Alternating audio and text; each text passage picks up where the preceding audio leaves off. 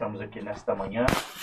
Como eu sempre digo que esse programa ele é dedicado ao público cristão e não cristão. Aqui quem fala com vocês é o pastor Jacques, dando um bom dia a todos que estão nos ouvindo, a todos os participantes, né, aí a nossa audiência, os patrocinadores. Louvamos a Deus por cada um de vocês e espero que você esteja ligado aí para ouvir a palavra de Deus, que Deus tenha o seu coração.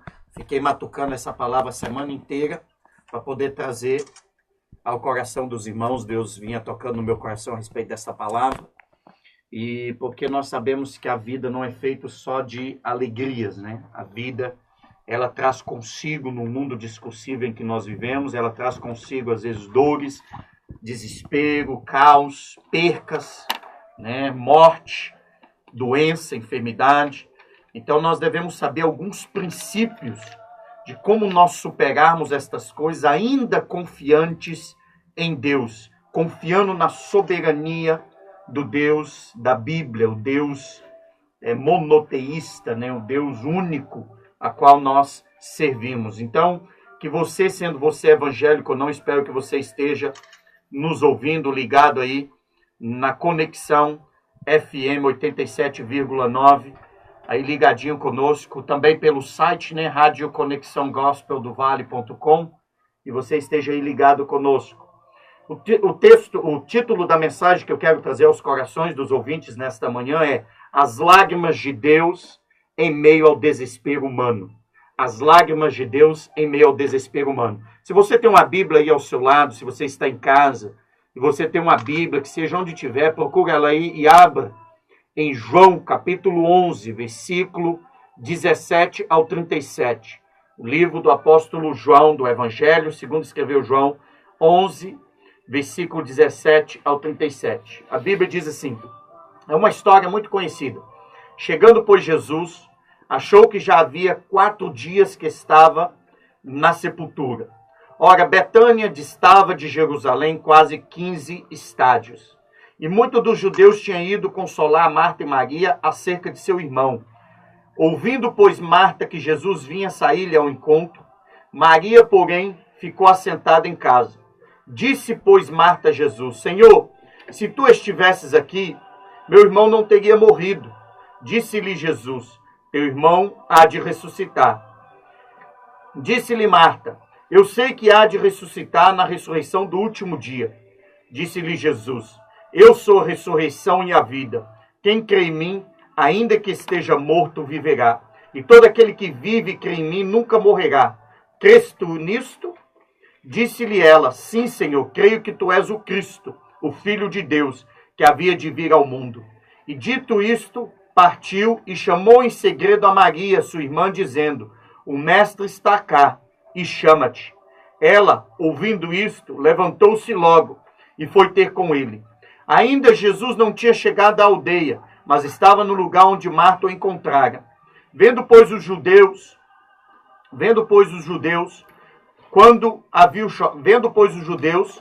que Maria...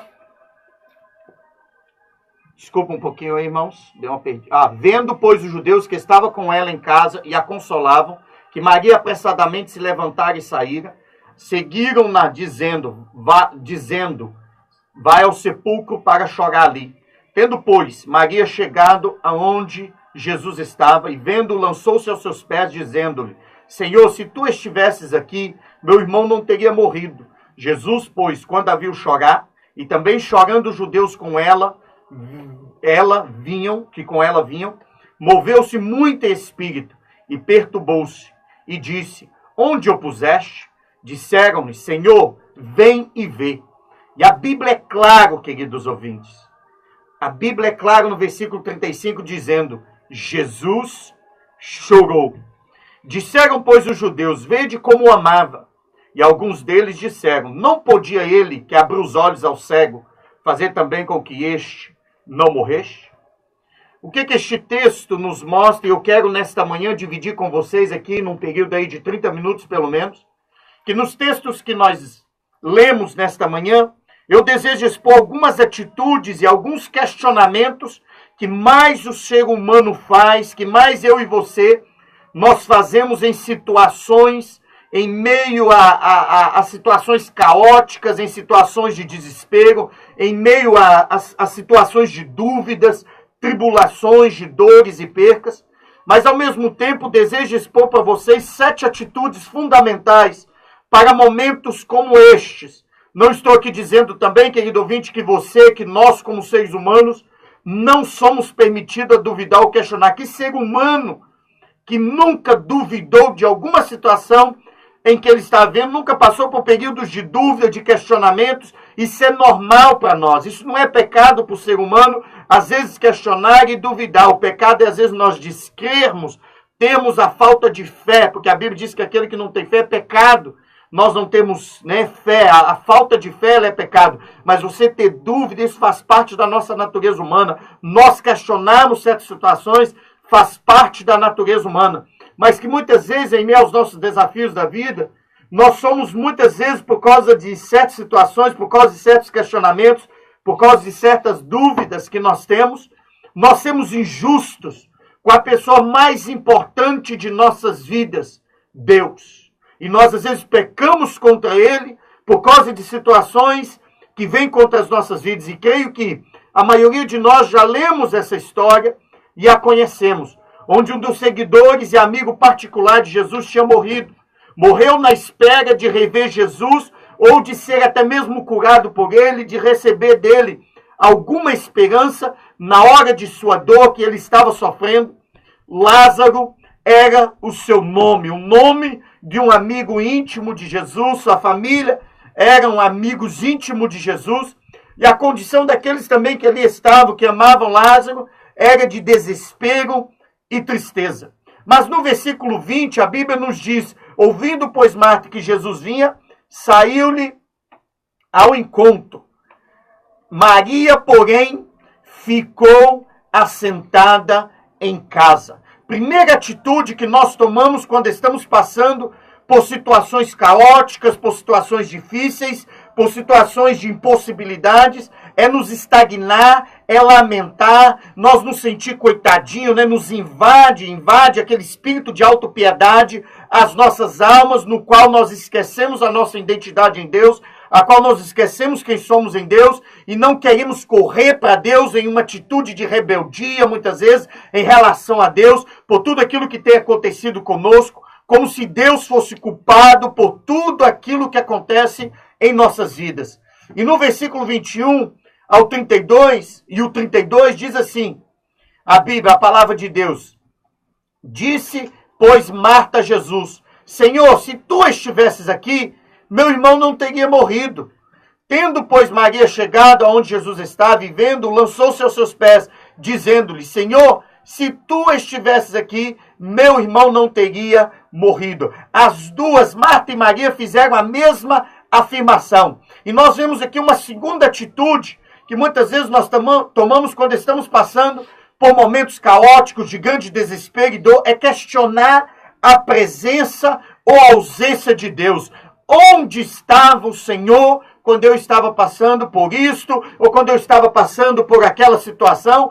Onde estava Deus? Quantas vezes nós questionamos a presença de Deus ou a ausência de Deus? Onde está Deus em certas situações em que nós passamos? Muitas vezes parece que Ele está oculto, parece que Ele está de trás da cortina da invisibilidade, se ocultando de nós nos momentos em que mais precisamos dele. Como um certo empresário bem-sucedido ali nos Estados Unidos, às vezes ele nunca dava confiança, importância para o seu relacionamento com Deus, e de repente ele perde sua família em um acidente de avião, e do âmbito de sua alma, ele brada em uma dor profunda, e ele começa a indagar, por que te calas, ó Todo-Poderoso? Porque sou impuro? Por que retens de mim tuas palavras? Porque tu és uma ilusão do cérebro humano, ou porque sou mortal, um torpe, um prepotente? Se tu és o autor da vida, tenho direito a uma audiência, eu tenho direito a uma fala, eu tenho direito a um diálogo contigo, dizia ele, no meio da sua dor, no meio da sua perca. E quantas vezes, queridos ouvintes, nós indagamos onde está Deus quando certas coisas acontece como Marta e Maria fizeram. Senhor, se tu estivesses aqui, como se Deus estivesse ausente, como se Cristo naquele momento, mesmo presente, ele estivesse ausente em suas vidas, no momento em que eles mais precisaram. E no versículo 22, Marta diz assim, para o Deus homem, para Jesus, o Deus encarnado, mas também agora sei que tudo quanto pedires a Deus, Deus te concederá. Terceira atitude que muitas vezes nós tomamos enquanto passamos pelos momentos de decepções, os momentos de luta e tribulações da vida, é pensar que se Deus existe, ele é obrigado a preencher todas as nossas expectativas e nunca deixar com que nós venhamos passar por situações difíceis. Chegamos até mesmo a dizer, como o malfeitor na cruz disse para Jesus em seu momento de agonia, em seu momento caótico, mesmo sendo ele culpado pelaquela situação, ele quis pôr a culpa em Deus, quis pôr a culpa em Jesus, dizendo, não és tu o Cristo? Salva-te a ti mesmo e a nós também.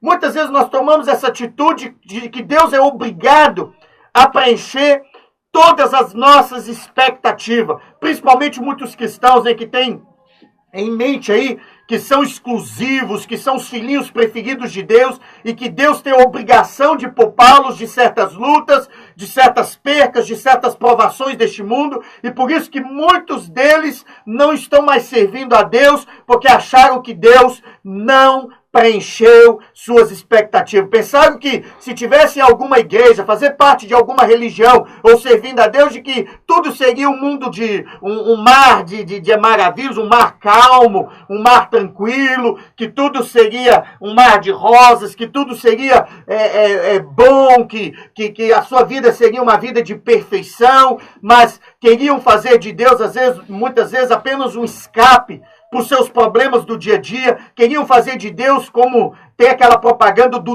Doril, né? A dor sumiu. Queremos fazer de Deus muitas vezes apenas um aliviador momentâneo de nossas dores, um resolvedor de nossos problemas momentâneos e não alguém merecedor de nossa comunhão, intimidade, de nosso relacionamento com Deus, com Ele. Por isso que onde há um culto de vitória, vocês podem notar que o culto lota, que o culto enche, anunciam lá uma placa, ela venha receber a tua bênção, o culto de vitória, as igrejas estão abarrotadas de pessoas, mas quando é um culto de buscar a face de Deus, muitas vezes a igreja está vazia. Se é um culto de vigília para buscar a face de Deus, o culto está vazio. É um culto de ensino, o culto está vazio. É um culto evangelístico, o culto está vazio. Mas se for culto de vitória, lota. Muitos estão atrás das vitórias e não de viver uma vida de relacionamento para com Deus. E assim também foi nos tempos de Jesus. Muitos estavam com ele pelo que ele fazia, por todo o seu performance, né? Seus milagres, e nunca pela pessoa maravilhosa, pela pessoa fascinante, pelo Deus maravilhoso que Jesus era, pela pessoa fascinante, pela pessoa maravilhosa que Jesus era e sempre foi. Ele é o mesmo ontem, hoje e eternamente. E no versículo 37 diz assim, e alguns deles disseram, não podia ele que abriu os olhos ao cego, fazer também com que este não morresse? A quarta atitude que muitas vezes nós tomamos em meio às nossas tribulações, em meio aos nossos momentos caóticos, em meio aos nossos momentos de dor, é pensar que Deus poderia ter evitado isto e não permitido com que passássemos por certas situações. Duvidamos muitas vezes da soberania de Deus, de que Ele, independente da situação, tem o controle das nossas vidas em suas mãos, que Ele sabe, querido ouvinte, exatamente o porquê Ele permite certas coisas acontecerem em nossas vidas. Nós temos que confiar totalmente na soberania de Deus, independente da situação. Não estou pregando isso para dizer que sou melhor que ninguém, jamais. Eu sei quantas vezes já sentei na mesa da cozinha de minha casa com lágrimas rolando em meu rosto, saturado de emoções, gritando dentro de minha alma, já tarde da madrugada, meus filhos dormindo, minha esposa dormindo, e dizendo para Deus, Deus, como que o Senhor pode fazer isso comigo? Deus, por que o Senhor permitiu isso em minha vida, em minha família? Eu tenho sido tão fiel ao Senhor, isso não conta para nada a minha fidelidade com o Senhor? Por que o Senhor não conserta estas coisas, não dá um jeito? Quantas vezes, querido ouvinte, eu passava a madrugada inteira gladiando com Deus e me afundando em um estado de autopiedade, como um coitadinho, muitas vezes decidido a pensar que Deus responde à oração de muitos e não a minha, de que Ele não está preocupado com minhas dores e que meu sofrimento era sem significado para Ele, sem significado nenhum para Ele, como se Deus não estivesse olhando para nós. Mas é claro que depois de uma reflexão, de uma profunda reflexão, eu sei que isso são mentiras de minha própria consciência humana, de minha própria consciência mesquinha, de minha própria consciência e minha alma saturada de emoções exageradas e mentirosas. E além do mais, para nos ajudar a afundar ainda mais em nosso desespero, existe o nosso inimigo, Satanás, o grande mentiroso, que em meio ao nosso desespero, em meio ao nosso caos, ele ainda vem soprar em nossos ouvidos, dizendo que Deus não está conosco. Por isso que o próprio Jesus diz em João 8,44, vós tendes por pai ao diabo e quereis satisfazer os desejos de vosso pai. Ele foi homicida desde o princípio e não se firmou na verdade, porque não há verdade nele. Quando ele profere mentira, fala do que lhe é próprio, porque é mentiroso e pai da mentira. Eu esperaria que no momento crucial da batalha, querido ouvinte, quando a vida está caindo aos pedaços, quando tudo parece estar perdido, parece que tudo que vai sobrar são escombros, que nossa primeira resposta a esta guerra seria carregada de graça. Seria que nós venhamos a estar pacientes em meio à guerra, porque a maior guerra do ser humano em meio a momentos caóticos é na sua mente, é na sua alma.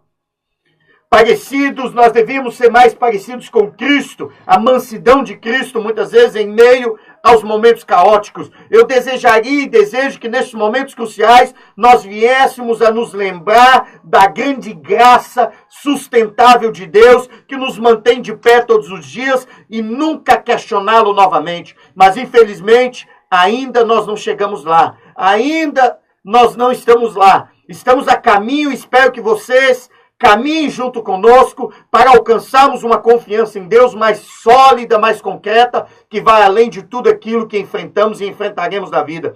E se você ainda não tem alcançado esta fé, eu gostaria que pelo menos você tomasse certas atitudes em meio às adversidades da vida que podem te ajudar a chegar lá. E eu vou tentar nesta manhã, rapidinho aqui, citar alguma delas para você. Primeira atitude que muitas vezes nós devemos tomar em meio a situações caóticas, em meio ao desespero, em meio a percas, em meio à morte, em meio à enfermidade, perdemos um ente querido e não entendemos o porquê, perdemos certas coisas em nossa vida e não entendemos o porquê, fomos acarretados com a enfermidade e não entendemos o porquê, parece que sentimos como se Deus tivesse nos abandonado, mas eu quero que você nesta manhã quiser anotar aí, anote um primeiro princípio, um primeiro passo, uma primeira atitude que podemos tomar em meio a esses momentos é lembrando sempre que Deus nos ama. Independente da situação, Deus te ama, querido ouvinte. Se você nunca frequentou igreja, se você nunca pegou a Bíblia para ler, se você até mesmo nunca creu em Deus como deveria, eu quero dizer para você, independente de quem você seja, independente da sua situação, Deus te ama. E o amor de Deus, ele é incondicionalmente. Ele é incansavelmente. Deus é um Deus longânimo, um Deus paciente, e Ele espera por você. O amor dele é incansavelmente, Ele não desiste de nós, apaixonadamente e pacientemente. E a cruz é uma lembrança maravilhosa do seu amor por mim, por você. Nada pode nos separar deste amor. Por isso que Paulo disse em Romanos 8, 38 e 39, capítulo 8, versículo 38 e 39, porque estou certo de que nem a morte, nem a vida, nem os anjos, nem os principados, nem as potestades, nem o presente, nem o porvir, nem a altura, nem a profundidade, nem alguma outra criatura nos poderá separar do amor de Deus que está em Cristo Jesus, o nosso Senhor. Por isso que nos textos que nós lemos antes, no livro de João, no versículo 36, que diz, disseram, pois, os judeus, vede como o amava. Todos que estavam ali presentes, quando Jesus chegou ali, diante daquela situação, vendo que Jesus chorou junto com a humanidade ali, junto com a dor do ser humano ali. Todos que estavam presentes notaram o amor que Jesus tem pelo ser humano e o quanto Deus se preocupa com o nosso sofrimento. Jesus é sempre por nós, querido ouvinte. Ele é testemunha de tudo aquilo que nós passamos. Ele discerne todos os nossos medos, todas as nossas dúvidas que temos antes de citá-las, antes que eu e você mesmo as expressamos, antes que nós venhamos citá-las. Deus já conhece todos os nossos medos e dúvidas, porque Ele perscruta o mais profundo de nossas almas. E não só isto, o bom é saber que Deus chora conosco, comigo e com você, em meio às nossas dores, porque Ele, como homem, chorou em meio à dor do ser humano. O Deus homem Jesus chorou quando Ele olhou para dentro do sofrimento humano, pelaquela perca, e a Bíblia nos diz no versículo 35, que é o menor versículo da Bíblia, dizendo: Jesus chorou. O escritor fez questão de citar esta frase, por menor que ela seja, para mostrar para mim e para você que não estamos sozinhos e que Deus se importa conosco e que Ele chorou em ver a dor do ser humano. Eu quero dizer para você esta noite, esta manhã, Jesus foi e é a expressão da natureza de Deus. Jesus é a expressão do caráter e da personalidade de Deus, que está sempre com sua atenção virada para o ser humano, o qual Ele criou, virado para mim e para você, querido ouvinte. Deus jamais te deixou. Ele pode às vezes se silenciar, Ele pode às vezes se esconder atrás da cortina da nossa existência, pode se ocultar muitas vezes, mas eu quero dizer para você que Ele nos ouve, que Ele nos ama, que Ele vê todas as coisas e Ele sabe exatamente o que você está fazendo. Segunda atitude que você pode tomar em meio a estas situações, em meio a situações caóticas, em meio a situações difíceis, é sempre fale com Deus. Nunca façamos como Maria, que ficou em casa se lamentando. Fale com Deus. Nós precisamos da ajuda de Deus. Nós precisamos da perspectiva de Deus para nós, porque muitas vezes a nossa perspectiva é muito limitada, mas quando abraçamos a perspectiva ilimitada, soberana, a perspectiva infinita de Deus, nós temos o conforto de Deus, sabendo intelectualmente de nossas aflições não é o suficiente. Nós precisamos de um encontro com Deus vivo, e quando humildemente nós nos derramamos os nossos corações a Ele, Ele vem ao nosso encontro. Sempre fale com Deus, querido ouvinte. Nunca deixe que a situação te afaste dele, que te impeça de dobrar os seus joelhos, que te impeça de deitar muitas vezes na sua fraqueza, na sua cama e chorar e falar com Deus. Em terceira atitude abra a Bíblia e busque nela direção. Não sei o que acontece hoje, principalmente nesse século XXI que estamos vivendo.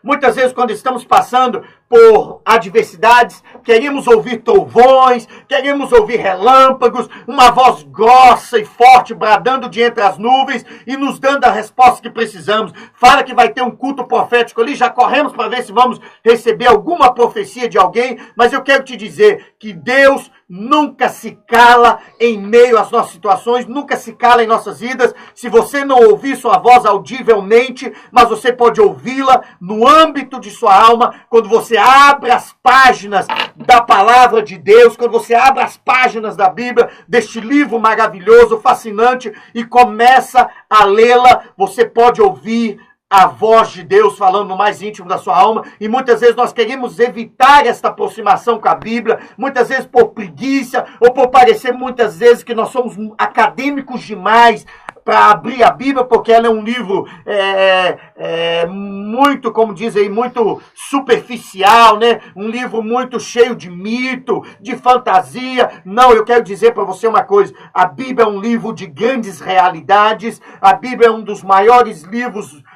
já existente, é o nosso livro de padrão de fé, é o maior livro para nós, claro, porque eu estou dizendo que ele é um dos maiores, porque muitos não creem na Bíblia como nós cremos, mas para nós, como cristãos, ele é o maior livro a ser seguido, é o livro dos livros, é o livro de todos os livros, é o livro que contém a sabedoria da mente de um Deus infinito, um Deus que deseja relacionar conosco. Então não se sinta tão acadêmico ou para poder abrir as páginas desse livro e lê-la, ou por outros motivos que muitas pessoas não pegam a Bíblia para ler. Mas todas as vezes que eu abro as páginas da Bíblia, Deus fala comigo, sussurra seu conforto, brada suas promessas, nos mostrando a sua graça através de seus inspirados escritores, pessoas que foram brutalmente honestos a respeito de seus próprios sofrimentos. Quarta atitude que você possa tomar em meio às adversidades, em meio ao caos, em meio às percas, é sempre lembrando a nós mesmos que nunca estamos sozinhos em meio aos nossos sofrimentos. A Bíblia diz em Isaías, no capítulo 41, versículo 17, os aflitos e necessitados buscam águas, e não há, e a sua língua se seca de sede. Mas eu, Senhor, os ouvirei. Eu, o Deus de Israel, não os desampararei. Lembre sempre, ouvinte, que você nunca está sozinho. Ele pode se calar e estar em silêncio muitas vezes, mas sempre Deus está presente. Quinta atitude que você pode tomar em meio a certas situações caóticas, dificuldades, tribulações, é sempre recite para você mesmo a fidelidade de Deus. Nós temos sempre que ter em memória de quantas vezes Deus nos resgatou, quantas vezes Deus nos ajudou, foi fiel conosco em uma situação que parecia impossível. Por isso que isto sempre nos dará a certeza de que esta adversidade vai passar e que a fidelidade e o amor de Deus nunca falha. Mantenha. Lembra quando o povo de Israel, Moisés passou autoridade para Josué de guiar o povo de Israel dali para frente? Eles estavam de frente do Rio Jordão. De repente Deus abre o rio diante deles, mas lá do outro lado Deus falou: edifica aqui 12 altares, para que quando os vossos filhos vos perguntarem o que aconteceu aqui, vocês possam lhes trazer à memória o grande Deus, o Deus maravilhoso que vocês têm, que abriu as águas do Rio Jordão para vocês passarem. Então nós temos que guardar em memória as grandes coisas, nós temos que ter esses altares em nossas almas, em nossos corações, das grandezas e das coisas maravilhosas que Deus já fez por nós, e saber que o amor de Deus, a sua fidelidade, nunca falha. Sexta atitude que você deve tomar em meio às dificuldades, em meio às tribulações, é sempre mantermos nossas mentes nos céus, ter consciência de que este mundo não é o nosso lar e que está passando muito rápido, como um piscar de olhos, e Deus nos preparou, querido ouvinte, toda a eternidade para nos recompensar por todo o sofrimento vivido neste mundo. Foi isso que Jesus desejou mostrar-lhes no momento de seus desesperos pela morte de Lázaro, que ainda existe esperança além do túmulo, ainda existe esperança além desta vida, e que esta vida não é o fim. Quando ele citou estas palavras nos versículos 25 e 26, dizendo: disse-lhes Jesus: eu sou a ressurreição e a vida. Ele dizendo ali, a vida não acaba aqui. Ele é a ressurreição. Então, muitas vezes, nós estamos preocupados muito com a conquista terrena, com as coisas terrenas deste mundo. Nós queremos alcançar o céu, mas não queremos passar pela morte. Queremos morrer um dia, mas não queremos passar por uma enfermidade. Às vezes queremos ver Deus, querido ouvinte, mas você só vai ver Deus só se ele vier e arrebatar a igreja. Nós não sabemos quando isso vai acontecer. É só através da morte. A morte faz parte da vida do ser humano. A enfermidade faz parte da nossa vida. Os problemas fazem parte da nossa vida. Nós vivemos num mundo problemático, não temos como escapar disso. A nossa mente tem que estar no céu. Por isso que lá em Mateus capítulo 6, versículo 36, a Bíblia diz: buscai primeiro o reino de Deus e a sua justiça, e todas as outras coisas vos serão acrescentadas. A nossa mente tem que estar no reino de Deus. Aí ele continua a dizer: quem crê em mim, ainda que esteja morto, viverá. E todo aquele que vive e crê em mim nunca morrerá. Crês tu isso? A nossa mente, querido ouvinte, tem que estar no céu. Sempre manter a nossa mente e saber aquilo que Paulo também diz no capítulo 8, versículo 18 de Romanos, que as nossas tribulações presentes não se compara à glória a ser revelada em nós naquele grande dia. O que você está passando hoje é muito mesquinho, é muito pequeno ao que Deus há de nos recompensar lá na eternidade, na glória. Tudo aquilo que nem o olho viu, nem ouvido ouviu, nunca desceu ao coração do homem, é o que Deus tem preparado para aqueles que o amam. E para terminar, sétima atitude que você deve tomar em meio às dificuldades, ao caos, é nos lembrar sempre de que esta vida é a respeito de Deus. Você foi criado, eu fui criado, nós fomos criados para glorificarmos a Deus e confiar em sua soberania, mesmo que não entendamos o que Deus está permitindo, o que está acontecendo com nossa vida, mas Deus está fazendo algo com a minha vida, com a sua vida, maior do que eu e você possivelmente possamos entender ou possamos ver. Nosso sofrimento, querido ouvinte, nunca é sem sentido, nunca será em vão e desperdiçado. Ele usará cada luta, ele usará cada adversidade, cada lágrima para o nosso próprio bem e para a glória dele. Você foi criado para glorificar a Deus, como disse Hudson Taylor, em meio às adversidades da sua vida. Ele foi um missionário para as tribos indígenas da África e muitas vezes morando em tendas, tendo que mudar de lugares, muitas vezes enfrentando tribos indígenas canibais e depois de ter perdido a sua esposa, abortar 7 filhos ali no meio do nada, né, sem ajuda, ele ter perdido 7 filhos ali, ele e sua esposa, ter morrido 7 filhos, também perdeu a sua esposa com uma enfermidade que acarretou a sua vida, veio a perder a sua vida. De repente ele cai de joelhos e começa a orar, que ele escreve esta oração em um dos seus diários, que ele diz: Deus, eu sei que o Senhor me testa pelo seu grande amor, e se for para o Senhor ser glorificado, eu estou contente. Enquanto nós não entendemos isto, querido ouvinte, que nós não entendemos que a nossa vida só faz sentido quando nós entendemos que nós somos criados, nós nascemos para glorificar a Deus. A sua vida só fará sentido quando você entender que tudo que acontece em sua vida é para glorificação do nome do Senhor. E quando entendemos estas verdades, nossas almas se enchem de esperança e paz, mesmo em meio às tribulações, e saber que Deus chora conosco em meio às nossas aflições. Tudo que eu e você temos que entender é confiar em Deus e confiar na sua soberania e saber que tudo tem um propósito quando confiamos no Senhor. Espero que Deus tenha falado ao teu coração. Depois pode pôr aqui uma mensagem aqui no Face, põe uma mensagem aí, manda uma mensagem aqui no telefone da rádio, diz o quanto Deus falou com você. Estamos gratos por estarmos aqui. Louva a Deus por todos aqueles que oraram por nós, que souberam das nossas enfermidades, todos aqueles que nos ajudaram, né? Quero agradecer, né, a todos que nos ajudaram a ter um socorro mais rápido.